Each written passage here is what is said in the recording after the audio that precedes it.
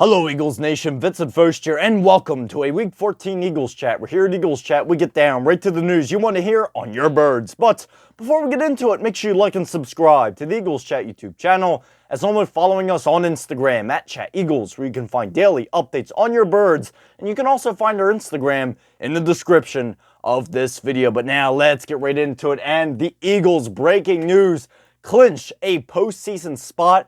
It was finalized today with the Cardinals getting a loss to the Seattle Seahawks. That was the last piece the Eagles needed to clinch a postseason spot. And as obviously right here, the Eagles got that final piece that they needed. The Eagles clinch a postseason spot. They've done so every year since 2021. So yes, they've done it in a row since 2021. That's a pretty good stat. And yes, in other words, every single year Nick Sirianni has been the coach of the Eagles, they've made the playoffs. But obviously, the weeks to come will determine where exactly the Eagles will position in the NFL postseason. But the most important thing right now is they made it to the postseason. And let's hope they can go a little further, or a lot further, in the postseason than they did last season. But right now, how did the Eagles clinch a postseason spot? How did they do that? Well, obviously, they had to get a win, and that win was over the Carolina Panthers with a final of 22-16.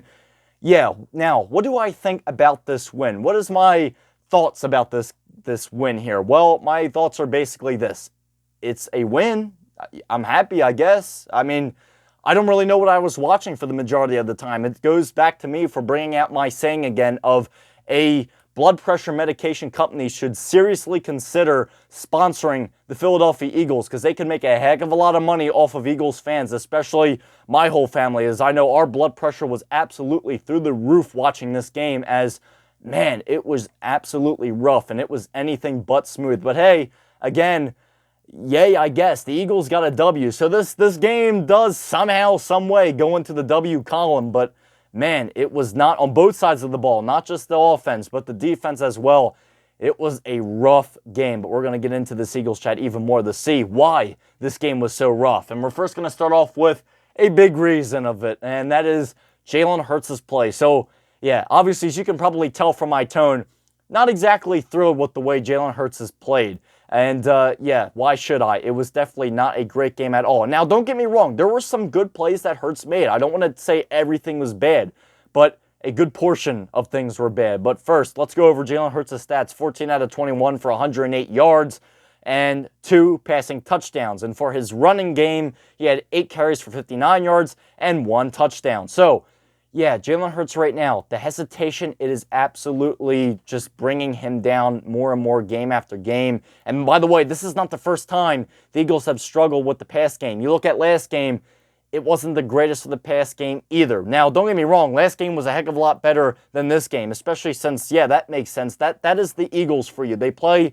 the Baltimore Ravens a heck of a lot better than they played the Carolina Panthers. That makes sense. But again, yeah, Jalen Hurts' play, the hesitation, not great. And even the announcers, the two guys who called this game, being Adam Nadman and Mark Sanchez, both said the same thing. There were times where they were confused and said those should have been easy completions, but Jalen Hurts just straight up would miss his guys. And you saw a couple times, A.J. Brown, Devontae Smith, they would pan over to them, and they didn't look the happiest right there. And the media was able to catch up with both of those guys at the end of the game. And basically the quotes were this: A.J. Brown saying, they asked him, "What do you think the biggest problem right now is?" And he literally said, quote, "the pass game." And Devontae Smith, well, when he was asked the question, he was basically saying, we are not on the same page at all. And yeah, they are not on the same page at all. I can 100% see that. Is right now, the decisions that are made. Now, don't get me wrong. I don't want to blame everything on Jalen Hurts. There were some breakdowns by the offensive line. I don't want to, go absolutely nuts and sound like a whack job in terms of describing this play. It's blaming everything on Jalen Hurts, because that would be wrong to do so. But yeah, there were breakdowns by the offensive line. There were blocks that were missed, and therefore there were times that Jalen Hurts literally could not do anything about it. But a lot of times, there were guys who were open down the field and completions that should have been made immediately. Again, Jalen Hurts' hesitation, where a guy could be open, but by the time he decides to throw the ball, the guy is covered. And then what happens after that? Well, proceeds the happy feet. The happy feet start. When he starts dancing around, you know most of the time it's going to end bad, where he just starts dancing around. Then he kind of starts doing this scared rabbit impression where he starts running around the pocket. Yeah, it's definitely something very, very concerning. There were some good plays made by Hurts this game, but I don't know exactly how far the Eagles are going to go if this is the way it goes. I understand you have a great running game, and that's awesome. I mean, we're going to talk about Saquon Barkley and his record-breaking moment a little bit later in this Eagles chat. But right now, looking at this, yes, teams know you have a good running game. You have to be able to go back and forth between the run game and the pass game. And right now, all I see with the Eagles is the run game, which is okay. But the only thing is, teams are really going to start locking down on that, and they're really going to start clogging up the middle and stacking the box more, which we've been seeing a little more in these past weeks. So, what I see right now, I only see a run game team. I don't see a pass game team. And right now I'm starting to get concerned where it seems like every single time Jalen Hurts goes to pass, it seems to be like rocket science at this point. And that is definitely something where, am I concerned about it? Yes, I absolutely am. And not exactly holding stable right now on how Jalen Hurts is playing. Hopefully he's able to recover. Jalen Hurts has overcome a lot in his football career. Hopefully this is another one of those times and he comes back in action big time next week with a huge game. We'll just have to wait and see. But now, let's go into our offense contributors. Yes, we already talked about the QB, but let's go into first, obviously, being Saquon Barkley with his big game. And yes, you already know what I'm going to say. Saquon Barkley beat Shady McCoy's record with now having 1,623 rushing yards. And like I said, he passed Shady McCoy. His stats, 20 carries for 124 yards. That was his stats this game. He has now overtaken in the Eagles franchise record. And if he keeps up on pace, he is 100% going to have over 2,000 yards this year if he keeps on pace. Again, do not want to jinx anyone at all. It's the last thing I want to do. But another great outing by Saquon Barkley as he keeps his legs rocking and rolling. He never gives up on the play and turns, in a lot of cases and a lot of scenarios, he turns nothing into something. And that's definitely something very impressive as well. But now let's move on to another contributor, Grant Calcaterra. I don't think he gets enough love, but hey, in my opinion, Calcaterra had a great game today. 3 receptions for 16 yards and his first his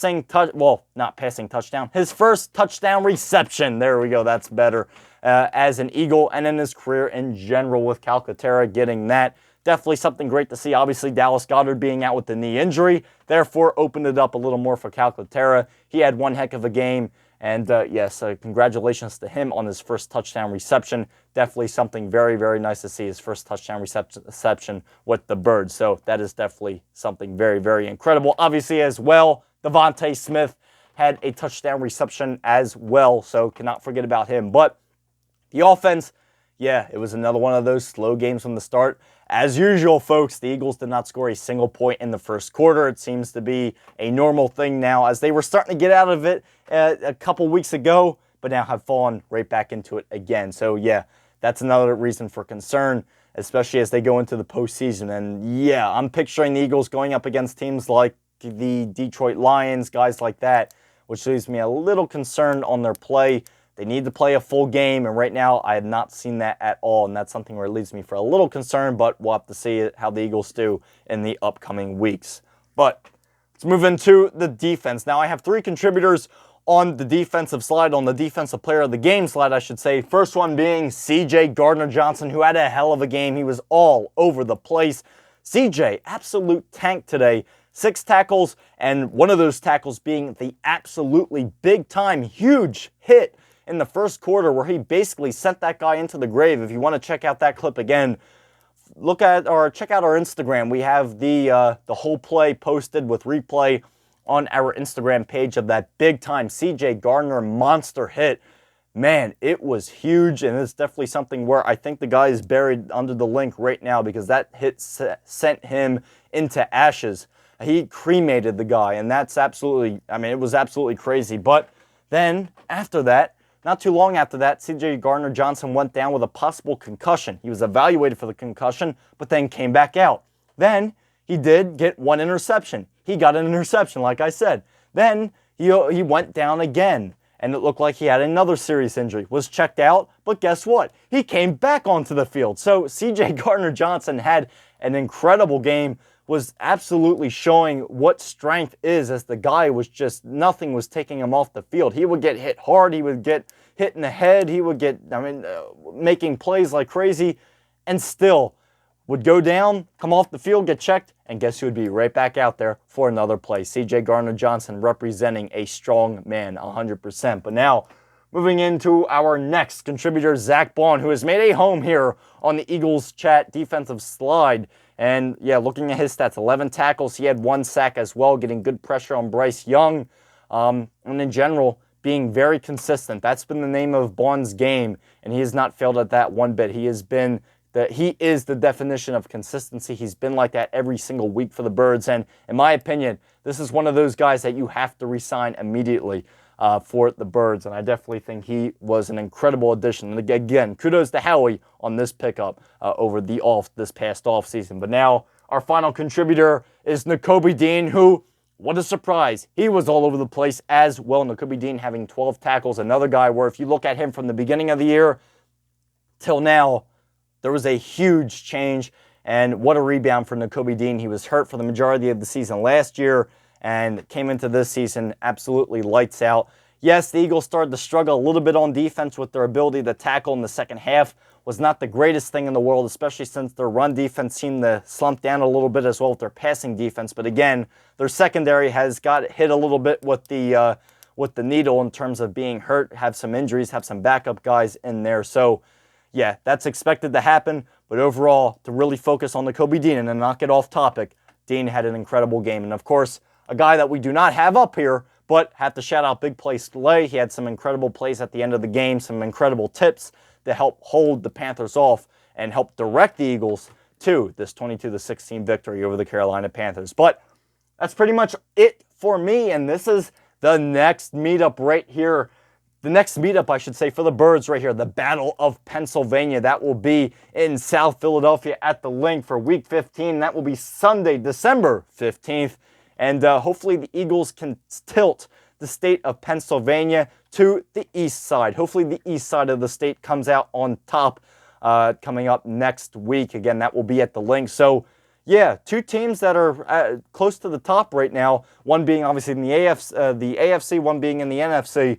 But right now, yeah, this is definitely a big one. Russell Wilson, Mike Tomlin, they've been on some pretty good roll right there, but there's only one difference between these 2 teams. The Eagles are in the way expected to be in the position that they are in. The Steelers, on the other hand, weren't expected to be in this position. They were expected to do okay, but not as good as they've been doing. So, yeah, the Steelers are going to be a big one. The Eagles are going to make sure they hunker down, and they obviously need to have a smoother game than whatever this was this past week. I mean, yes, they got the W this week, but yeah, hopefully that the play that we saw this week does not come over to next week against the Pittsburgh Steelers in the Battle of Pennsylvania. Again, hopefully the east side of the state comes out on top. So that is all for me. Have a good week, everybody. The Eagles were somehow, some way able to get the victory. Wasn't the greatest thing in the world, but hey, it's still a W. And on top of that, the Eagles clinch a postseason spot. So in the way, I think we're doing